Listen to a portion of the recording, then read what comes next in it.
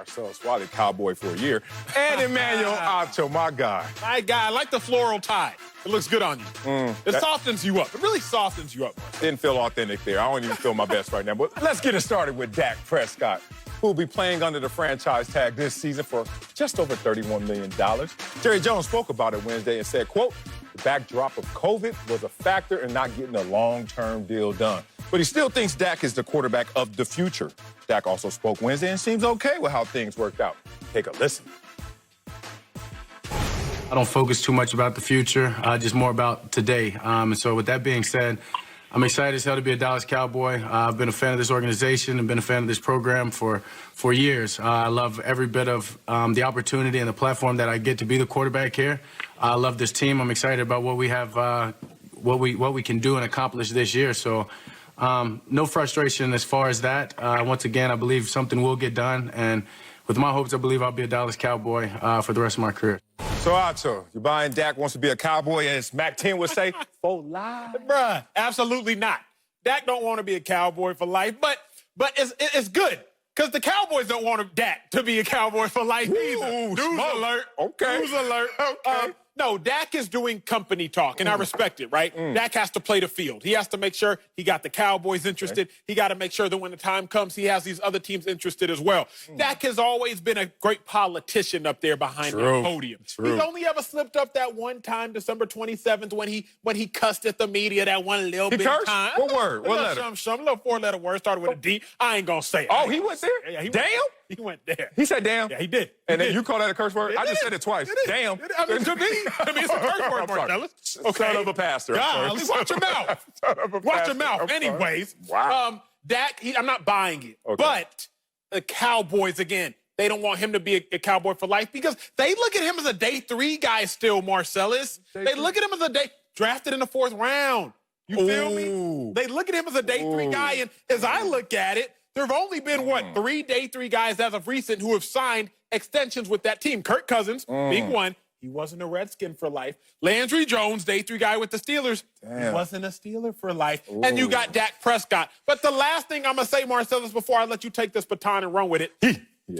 Even the greatest of Cowboys aren't Cowboys for life. Emmitt Smith, NFL's all-time leading rusher. Bad man. I had the 22 poster in my ceiling growing up, born and raised in Dallas. He wasn't a Cowboy for life. Larry Allen, Hall of Famer, one of the best offensive linemen the game has ever seen. Googling. He wasn't a Cowboy for life. DeMarcus Ware, sir. Bad man. Yes. He wasn't a Cowboy for life. You got more? And even Troy Aikman, after he left, he pondered in his 3rd year out saying, I almost was going to come out of retirement and go play for the Dolphins and Dave Wanstead. Remember, Corey Aikman had the concussion issue. So even the greatest of Cowboys, the greatest and the illustrious star in the Cowboys' Ring of Honor, even they, sir, were not Cowboys for life. Wait a minute. First, I got too many notes right here. Boy, I'm about to cut you. You using all them other positions. They weren't franchise quarterbacks. Dak Prescott isn't either, sir. Wait a minute. Watch your mouth. Oh, Watch he's not. Your mouth, he's not a franchise quarterback. No, sir. But since he's been in the league, he's 2nd in win percentage. Good. I'm happy for him. Oh, that's not franchise level? Okay, how about since he's been in the league, he ranks 6th in passing yards, 8th in completion percentage, 9th in pass touchdowns, and 10th in passer rating, and all-time 5th in passer rating. Oh, that's not franchise quarterback according to you. Not to the Cowboys. Okay, not according.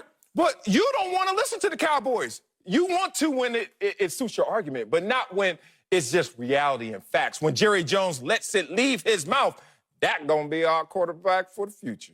He says that. Stephen Jones, Dak is gonna be our quarterback going forward. We just couldn't come to terms about a business deal. But when you talk about handling your business, Dak Prescott has more than handled his business on the field. Let's talk about wearing that star. Because I know you wore the Longhorn, and I know. Here, sir. Yeah, what is it? What is it? He hanging loose. Hanging loose? Oh, here? Where, thank you. You know, when you play for the Cowboys, you don't look down and really see clearly what them college kids is doing. But, I wore the star. Not long, and it wasn't long shiny. enough, long enough. My star wasn't that shiny, but I wore the damn star. Now, you talk about wearing the star, knowing that platform, knowing what it does for your career, what opportunities it presents to you.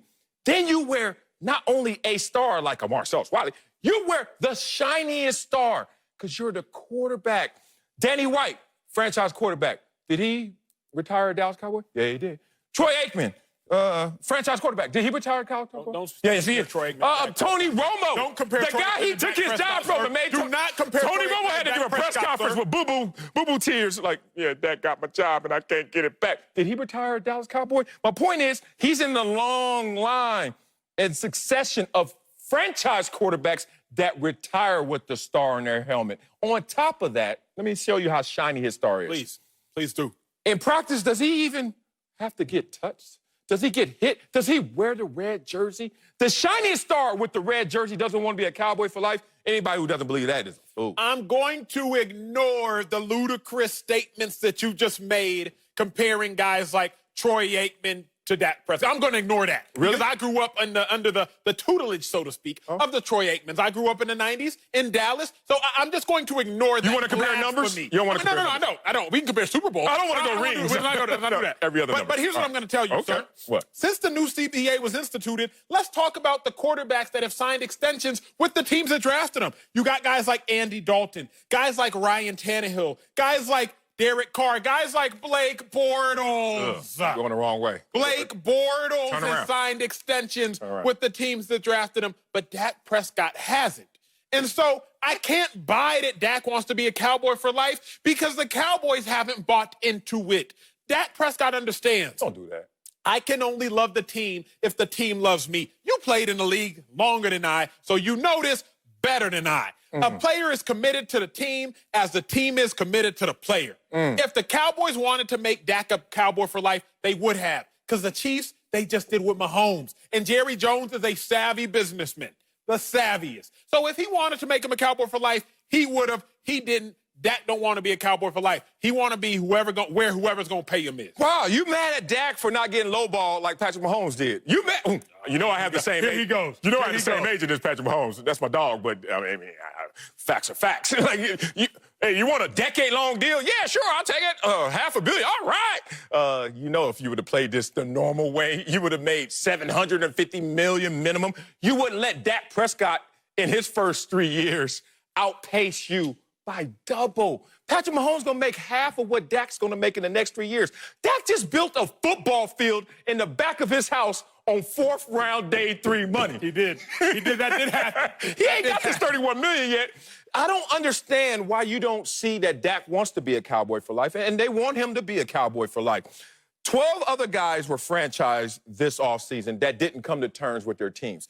Coronavirus, brother. We can't meet eye to eye. We can't meet face to face on a deal. This is why businessmen travel from the United States all the way across the Atlantic, all the way to China, Japan, wherever they have to go, just to sit there face to face to close the deal. I used to always tell my friends who are businessmen, I was like, why don't y'all just do it by FaceTime? There's like, there's something about that human interaction where you really can control leverage. Dak controls the leverage. He's getting 31 this year, 37 if you want to play this game again, 54 if you want to play the game again, or someone else will purchase Dak Prescott's services away from the Cowboys for an even steeper price. So, yeah, I want to play for the Cowboys because the price only goes up as long as I wear this star.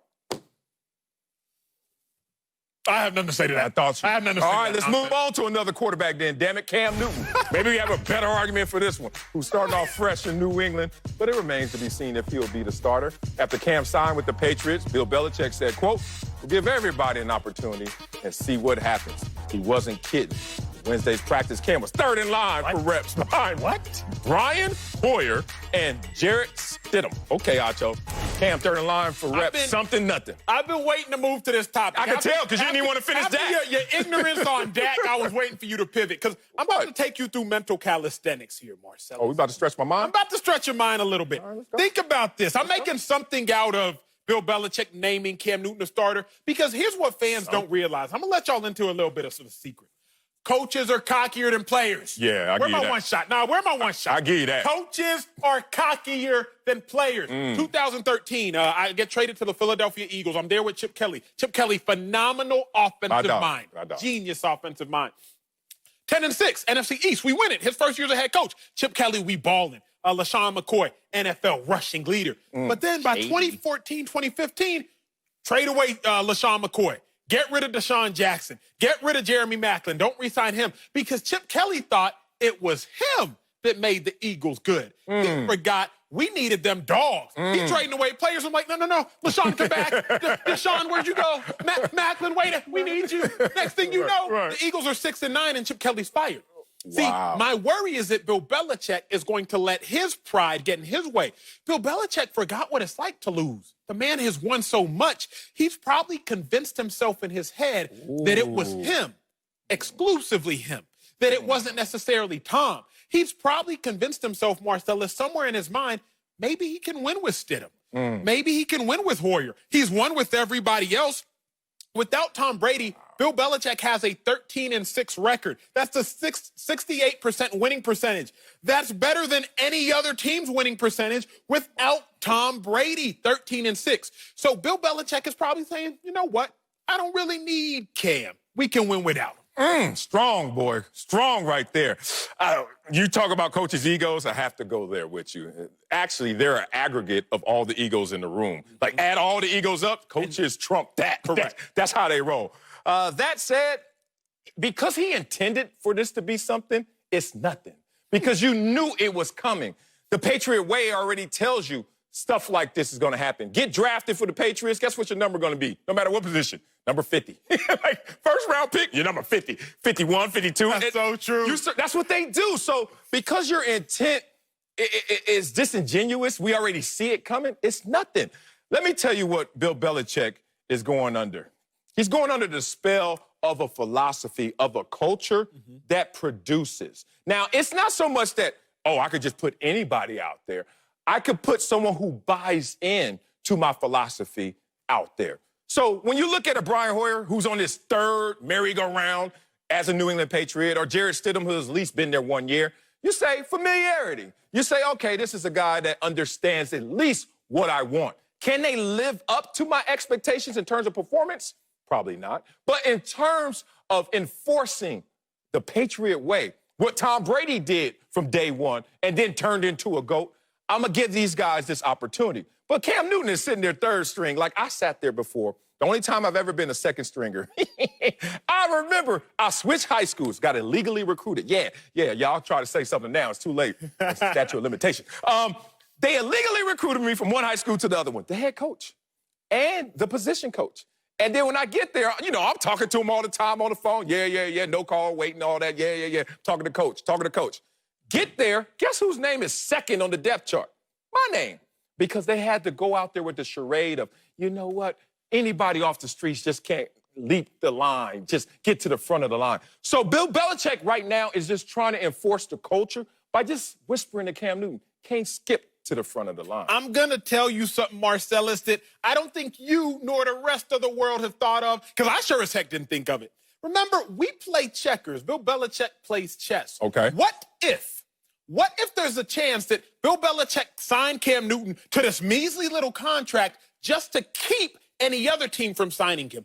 Who's in the Patriots division? Buffalo. Buffalo. He ain't going there. Miami. The Jets? But who does Miami have as a head coach? Brian Flores with the Patriots. Who do they have as a starting quarterback?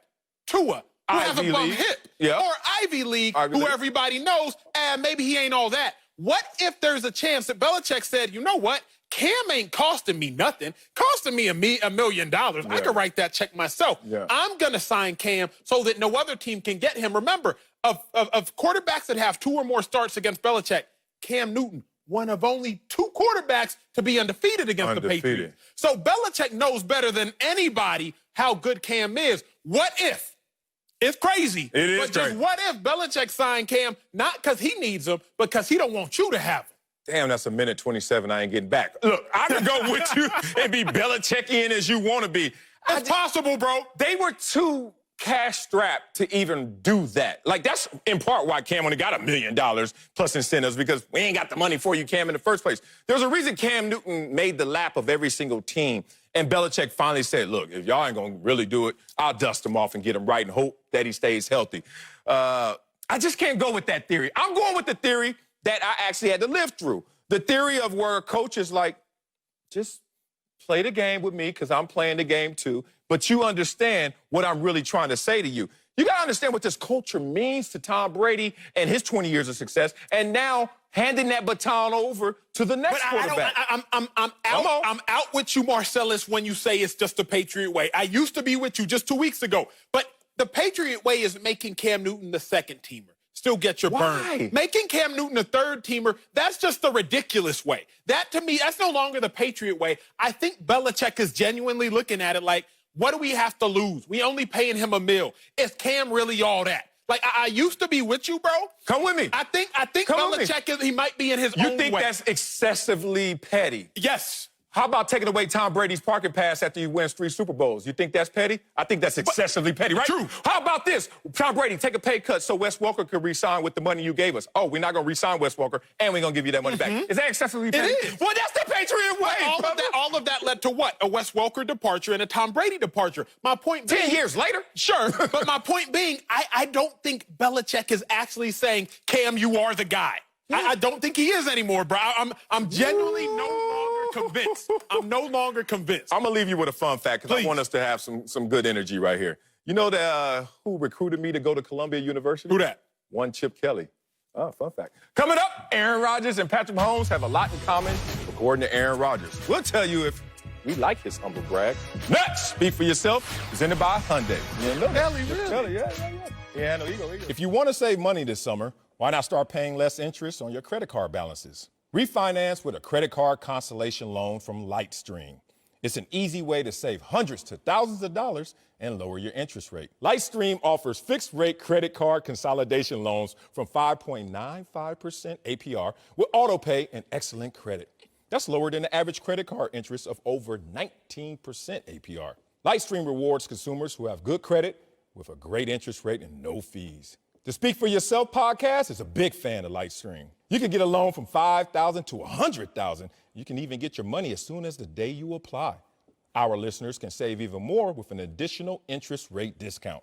The only way to get this discount is to go to lightstream.com/speak. That's lightstream.com/speak. Subject to credit approval. Rate includes 0.5% auto pay discount. Terms and conditions apply, and offers are subject to change without notice. Visit lightstream.com/speak for more information. Let's move on to Aaron Rodgers, who can squat, who is a former MVP also and Super Bowl champ, just like Patrick Mahomes. Mahomes is arguably the best player in the league right now, so it probably shouldn't be a surprise when Rodgers was asked recently on the podcast if he's seen a quarterback who is better than he is, and he brought up Mahomes. Take a listen to this. I've never felt like there's anybody who watching them throw is, head and shoulders above me. I love, my buddy and State Farm ally, Pat Mahomes. I think the way that he plays really reminds me of myself. And I say that with the utmost amount of respect and humility, just because I think I love watching him play because he runs around, he makes throws all over the place, he no-look passes, and he does it with, I think enough balance between swagger and humility. Joined now by Fox NFL analyst LeVar Arrington. That pit bull is back. Let's start with you. You like Aaron Rodgers' humble brag here? Bruh, gentlemen, It wasn't a humble brag. It was a humble fact. It was a humble truth. It was a humble reality. And nothing braggadocious about it. But I love Patrick Mahomes. I genuinely do. But the problem our world falls to is recency bias. Remember, anything Patrick Mahomes is doing and has done, for the most part, Aaron Rodgers, he already did. Patrick Mahomes, he has studs. Travis Kelce, Mecole Hardman, Sammy Watkins, Tyreek Hill. Those were his receivers. But let me take you back to, 2010, when Aaron Rodgers had Jordy Nelson, Greg Jennings, Donald Driver, Jermichael Finley. Well, what did Aaron Rodgers do? He also won the Super Bowl. The only difference is he did it in a more impressive fashion. Nothing braggadocious about it. Aaron Rodgers' Super Bowl run, he beat 4 teams, not 3, all on the road, en route to Jerry World to win the thing. Patrick Mahomes, he beat 3 teams. He dodged the number 1 seed Ravens. He dodged the top defense in the Patriots. Aaron Rodgers, he had to go on the road and do all that stuff. So when A-Rod talks about Pat Mahomes, it's not being a braggadocious. It's not even stunting. A-Rod is speaking truth. He's speaking facts. It's unfortunate that I have to remind y'all, along with the rest of the world, that A-Rod was Pat Mahomes before Pat Mahomes was Pat Mahomes. Yeah, I don't like it.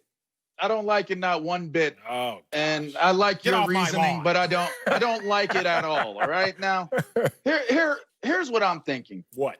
This is totally a disingenuous selling flex, right? Ooh. You jumped in there and listen, I have no problem with a shameless plug. All right. I might be the king of them every once in a while. My dog. But you plugged my State Farm bandmate, right? That's my buddy. You already started down the wrong road with that with me.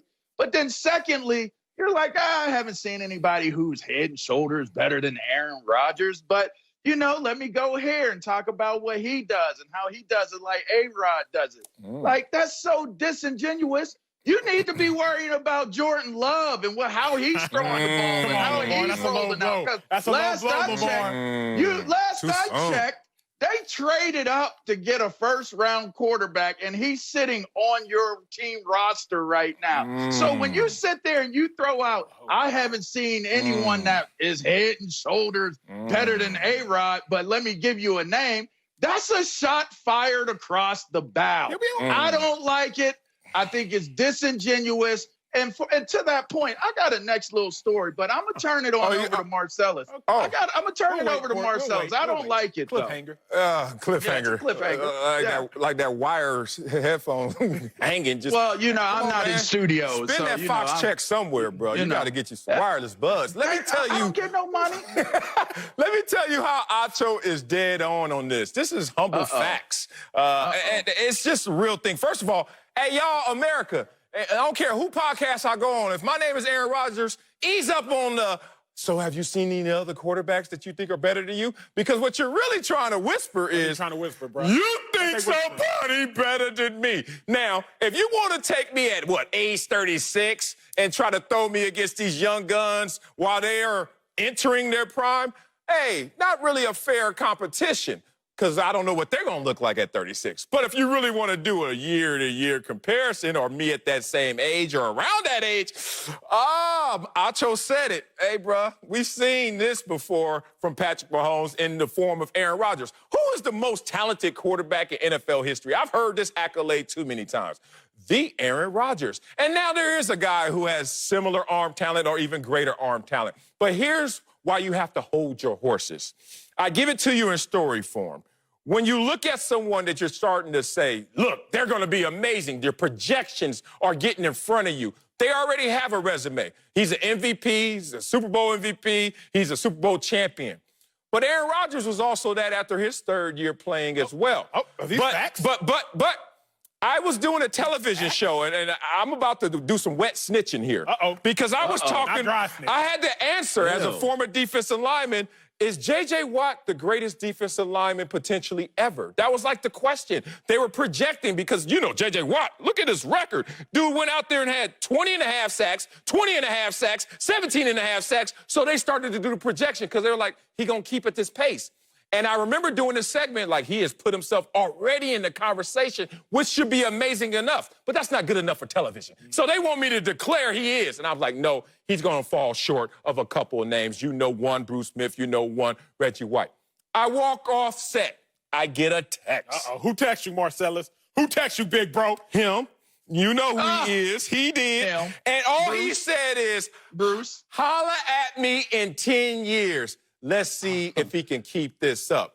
Since that television show, this dude has only played in all 16 games 1 out of the 4 years. He's not keeping that same pace. He's not keeping that same energy. I think what Aaron Rodgers wants to whisper to people, I don't know if Patrick Mahomes is going to keep this same injury. The game changes. Let me just start by saying this. When you're talking about Aaron Rodgers and where he's currently sitting and where he's standing and all those interesting points of discussion that you're giving, you guys have made the conversation more about Pat Mahomes than you have about Aaron Rodgers. That's first and foremost. He said the value of Aaron Rodgers should be based upon the value of Aaron Rodgers, not based upon Pat Mahomes. That's first and foremost. But here's the thing. Here's why it's so disingenuous, right? Usually when somebody piggybacks off of wanting to keep their job and keep the status of what they have and put it out there in the forefront that I'm the guy and only a guy like Pat Mahomes is worth being in the conversation, is a family member, right? I remember I had a family member back in the day. He used to always have humble brags about how good he was and how he played the position. And then when his nephew would come home and in the S500 or in the hopped up strut kit Hummer H2 kit. turbocharged, right? Yeah. He'd be like, yeah, he learned all that stuff from me, right? Like, and I used to sit there and I'd be like, I love the humble brag of my uncles because I carried on the legacy of what they represented. They could ball. They just wasn't as good as me. All right, now. Aaron Rodgers is pulling a humble brag to convince Green Bay that he's still that dude. This is disingenuous. You're leveraging and coattailing Patrick Mahomes' greatness to say, I am the great, and this guy is as great as me. I don't see anybody else as great as me. Shout out Jordan Love. I don't see anybody throwing the ball and running around mobile and putting the ball where it needs to be. Shout out Jordan Love. Shout out LaFleur. Y'all may not be making the right decisions right now because on my humble, disingenuous, shameless plug deal, I'm letting you know the only guy that I can sit here and say, honestly, that's as good as me is Patrick Mahomes. There's a lot of quarterbacks underneath that list of guy that he just brought up in that situation. Just one man's opinion. I like where you at, LeVar. For once, I'm not necessarily going to disagree with you wholeheartedly. Okay. But what I am going to say is this. Aaron Rodgers has to put himself back in the context of Pat Mahomes because what do they say, bruh? The market dictates your value. And Patrick Mahomes is the market. So for Aaron Rodgers to remind everybody exactly of what his value is, it has to be comparable to something. So Aaron Rodgers is saying, okay, if Pat Mahomes is a gold standard, let me remind you that I am and was the gold standard before you all started buying into this. Was. And was. Thank you. You're doing it right. There you go. You're doing it right. You, LeVar, are the problem because you've forgotten about Aaron Rodgers' greatness. Because here's the thing, LeVar. During Christmas, you was probably the guy that, you got this one shiny new toy, and you forgot about the dope toy you had just yesterday because you're like, oh, wow, I got a new I don't even like gifts. I got too much. Bro. I don't really enjoy them anymore. Boy, them humble brags are coming rapid fire right now. Let's get off this. Let me see a note in handwriting. That impresses me. Oh, heartfelt. Shut up. Was. Coming up, Lou Williams created a controversy when he left the bubble. Boy, you can't believe a word out of LeVar's mouth. Well, now the NBA is going to start letting more people into the bubble. We'll tell you why this could be a hot mess. Next, speak for yourself. Talking about ED isn't easy. Usually, we just brush it off or blame ourselves, saying things like, I lost my mojo. Or we avoid it altogether with excuses like, I had a long day at work, or sorry, honey, just not feeling it. But with Roman, it is easy to talk about it with a real doctor who can prescribe real medication. It's simple, safe, and totally discreet. With Roman, you can get a free online evaluation and ongoing care for ED, all from the comfort and privacy of your home. The doctor will work with you to find the best treatment plan possible. If medication is appropriate, Roman will ship it to you with free 2-day shipping. The whole process is straightforward, simple, and discreet. Getting started is simple. Just go to getroman.com/speak and complete an online visit. ED used to be tough to tackle, but now there's Roman. Complete an online visit today to connect with a doctor and take care of it. Just go to getroman.com/speak to get a free online visit and free 2-day shipping. That's getroman.com/speak for a free visit to get started. getroman.com/speak. Welcome back to Speak for Yourself, presented by Hyundai. Let's move to the NBA, where the playoffs are about to get going. And now the league will start to allow more people into the bubble so players can see their friends and family. But in order to meet that eligibility, you must meet a certain standard, according to the league memo. Here's who won't be allowed in. Any individual the player has not previously met in person or with whom the player has had limited in-person interactions. For example, known by the player only through social media. What that mean? Or an intermediary. Joined now by Fox NBA analyst Slick Rick the Bucher. Keep us on the tracks here, Slick Rick. What's up, Slick? The NBA's plan for allowing guests into the bubble makes sense to you? It actually does. By the way, they could have shortened it. They could have just said no IG models. Like just that thing. Just be straight up with it, right? Quick. No, look, first of all, the NBA has demonstrated that it can maintain a COVID-free bubble, and the players have had to cooperate to make that a reality. So the idea that we're now going to force them to spend additional time apart from their families and their close friends or kids, I believe that the players have earned the right and the league has earned the right to make this happen because they've demonstrated that they can control things. And having interacted and talked with players, I know what a burden it is to be in the bubble and feel safe when they feel as if their families are not necessarily in the same circumstance. So I'm all for it. I think that they have earned it. Now, I will say this. What you gonna say, Slick? I would love to be on the panel that determines what long-standing relationships are, because I'm going to date myself in this comparison, but the movie Diner, the prospective wife, all the boys got her together and they put her through a trivia test on Boston sports before they'd give the okay that she could marry their boy. I want to be on that committee. I want to be asking those questions. I want to know, James Hart. Okay, so you've known James for a long time. What is his favorite pregame meal? What was his fit before Game 4 in the 2015 Western Conference Finals? I want to know exactly how they go about getting that. And I really want to know when two guys claim a long-standing relationship with the same chick, because that's a thing. Slick just go there? This Slick just go there? I can't wait. So for selfish purposes, yes, absolutely do it. Slick, look. They deserve to. Get him, let me start just with the basics. I don't like the idea, because if it ain't broke, don't fix it. The NBA has done a phenomenal job thus far already keeping the players safe. What y'all got, about 2 more months? Players have to sacrifice a lot, so you might as well just continue sacrificing for the sake of the game. But let's get to the fun stuff. Yeah. Marcellus taught me just 3 weeks ago, there is no such fair thing as stripper shaming. And what we're not going to do, Slick, is IG model shame. Okay, Slick? That's what we not going to do. Right, girl. Because IG models have to get theirs, too.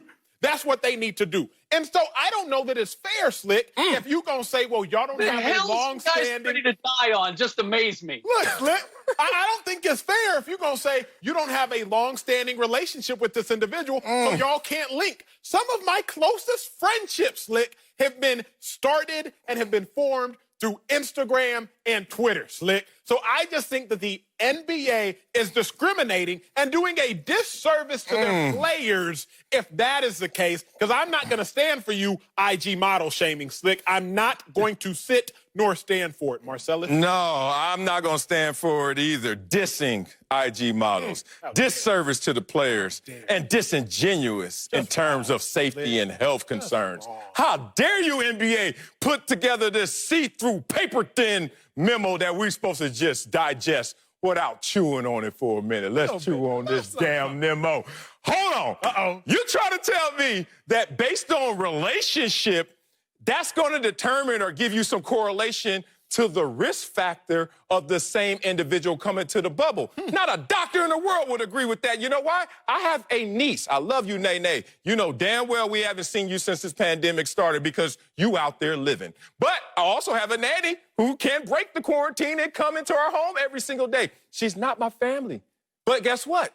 Because of her and how she has to go through proper protocol and will respect it and do it in a disciplined fashion, she passes the test. Same thing with the NBA. The NBA said you have to be quarantined for 4 days, then take a flight charter here, and then quarantine once again. What does it matter who the person is and what your relationship is? Very disingenuous right there if you're really staying in the focus and lens of health and safety. So let's have a little more fun with this now. Let's have some fun with it, Marcellus. You here? Okay, because you know I've been engaged 4 times and played 10 years in the league, so I got some stories. I'm going to take y'all there. What they're really trying to do, and thank God for this anonymous general manager who actually said it, quote, the issue of casual acquaintances could create problems within your team and maybe someone else's team. How so? Oh, you know how so. How so? Shared familiarity is the issue here. Like, hey, what you doing up in the bubble? What did I say? Well, I mean, I got an invite, but it didn't come from you. And what they're trying to do is keep the environment not safe in terms of healthy from the virus, but safe in terms of camaraderie. You're supposed to protect me from a virus, not hurt feelings. If somebody goes in there and sees their homegirl with somebody else because, you know, it's a bigger fish in the ocean, I don't know, you cannot legislate against that. But the NBA is trying to Trojan horse it in by hiding it under the protection of health and safety. See, Marcellus, he hitting the nail on the head. The real risk factor is these hands, okay? Because if one of these acquaintances walks into the lobby and it's like that song, Same Girl, it's going to be some problems, Slick. So the real risk factor isn't necessarily COVID. Yeah. It's these hands. If this said, not Instagram model, but if this genuine friend who was met on social media is seen in the middle of the hallway and it's just, like, I don't know who you're here for, it's gonna be a problem.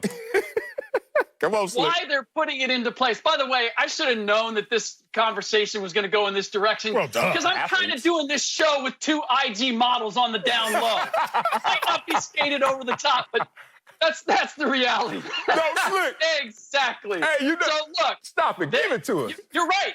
You're right. That they want to avoid that controversy, but that doesn't mean that they're putting these rules in place that the guys who actually do have long-standing relationships and do have families, that we're going to deny them the opportunity to spend some time with their families simply because you don't want to insult IG models? We're gonna cut off the family guys because we don't want to insult IG models. The thing is, that's your IG model guys putting this in place. The IG model guys become family guys too. It's just like sooner or later, what is it? Doesn't the caterpillar turns into a butterfly, Marcellus? Is that what happened? Yes. Like, Not you in a bubble. You traverse. Not in a bubble. Actually in a bubble with a net. Like I just It did that goes with my down son. in the bubble. But you know what's funny? My Uncle Junior. It's a bubble, not a cocoon. It's a cocoon. Hey, look. My Uncle Junior, I love you, Uncle Junior. Uncle Junior is no safer than anybody I can meet randomly on Twitter or IG right now. Let me just let y'all know who Uncle Junior. He may pass in because he's my uncle. He ain't qualified, y'all, but y'all gonna let him right through because, oh, that's my uncle. You choose your friends. You don't choose your family. It makes no sense. They're just trying to avoid all the Giannis headbutts. I get it. They don't want them in the lobby. I get it. But this is seriously Orwellian. This is seriously Uncle Junior shaming. It's wrong. It's just wrong. Hey, they act like they know what's best for me. All you need to do is protect me in a bubble from health and safety. Let me deal with my feelings or some DMs that got twisted in the crossfire. Coming up, Kyle Kuzma hit a game winner Monday, and now he's giving the Blazers some bulletin board material. We'll explain next. Speak for yourself, presented by Hyundai. Welcome back. Time now for a rewarding performance sponsored by Capital One. What's in your wallet? Hey, Lakers fans were rewarded Monday when Kyle Kuzma hit a game-winning three-pointer. But that happiness might not last long if LA plays the Blazers in the first round for real. Damian Lillard has been on fire, tying a career high with 61 points Tuesday. Blazers are in the driver's seat for the 8th seed, which would mean matchup with the Lakers. But Kuzma could be looking past him saying, quote, it's not worst case scenario. I think that anytime you can be tested early in the playoffs, it's going to help you out in other rounds. So obviously them getting the 8th seed will be a very tough matchup for us. Ooh, joined once again by Slick Rick Dubuker, out the bubble. Acho, I'm coming to you. You like Kuzma's confidence in the possible matchup with the Blazers? Bruh, heck no. This one LeBron would have been like, Kuzma, shut up. Stop talking, Kuzma. Kuzma sound like somebody who ain't been to the playoffs before, bruh. Like, if this was football, right, and you only have a 16-game season, you want to go through all the scenarios. You want to get tested, have to win a game late. You want to blow a team out early, and then you want to have to hold on late. They played about 70 games thus far, bruh. They don't need to be continually tested. But more importantly, you got to remember, if you're taking those body blows early, you're playing unnecessarily extra games, which the Lakers will likely have to do if they're challenged hard against the Blazers team, You run out of gas late. The best learning experience is from your own experience, your own mistakes. Go back to 15-16. Warriors, greatest team of all time. Statistically speaking, they get taken into 7 games. Western Conference Finals against the Thunder. Remember that? What happens against the Cavs? They run out of gas after those first 4 or so games. LeBron, historical comeback. Okay, let's go back to 2017, 2018. LeBron, Cavs challenged early against the Pacers, taken into 6. And then again, challenged late by the Celtics, taken into 7. They get swept in the finals by the Warriors. LeBron and that Cavs team, them Cavs was 3-0 on 3 or more days rest, but they were 5-4 on 1 day's rest. In this condensed bubble period, bruh, they will run out of gas if you don't handle your opponents earlier. Kuzma, my dog talking crazy. This is what I admire and respect about Acho. Because Acho is really not that much older than Kuz, but he chooses his words carefully. Yes. I love Kuz's confidence. He nearly checked all the right boxes. Nearly. So let's turn a negative into a positive. Please do, Slick. Yes, it's not a worst case scenario. They're going to test us. Check. Acknowledge that you've got a tough opponent. Check. Talk about what you're going to do after you defeat that opponent before you've actually defeated that opponent. Uncheck. Check that. That ultimately is the mistake that he made. You think that talking about Damian Lillard among all people as a crash test dummy for the Lakers so they can get ready for the rest of the playoffs is a really smart thing to do? Hell no. And by the way, why are we even asking Kuz about the playoffs? Thank you. He doesn't know anything about the playoffs. I would love if Kuz just said, hey, you know what? I'm really looking forward to my first experience and having to go up against the Blazers. That's going to be a great test. I can't wait. All within now you're staying in your lane. But this, he's swerving. This is all He's swerving. He's swerving, man. Such an unsophisticated statement to make by a rook. Yeah, I called you a rookie because you're a rookie in this playoff experience. This is a different season.